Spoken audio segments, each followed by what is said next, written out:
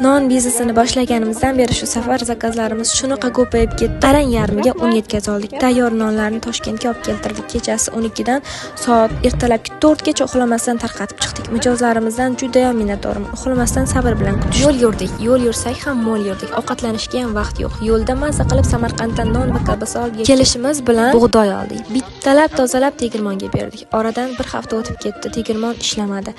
Zakazlar esa 10 kunga kechikdi. Va nihoyat tegirmonga bug'doy keldi. Juda ham ko'p un tayyorladik. Bu safar bitta emas, ikkita tegirmonga un sotmaganimiz yoki ikkinchi sortga qilmaganimiz uchun ham ancha kechikdik va evaziga mijozlarga ikkitadan non bonus qilib qo'shib berishni maqsad qildik. Eng muhimi bizga ishonch bildirishlari va kutishlarida. Shunday qilib biz erta tongdan non pishirib boshladik. Novvoychilik mashaqqatli, sabr va ancha asab talab qiladigan ish ekan. Yopgan nonlaringiz doimo o'xshab chiqmasligi, mijozlar esa doim ham sizdan minnatdor bo'lavermasligi mumkin ekan. Bizning non serialimiz davom etadi. Davomi keyingi qismlarda podpiska bo'lib qo'ying.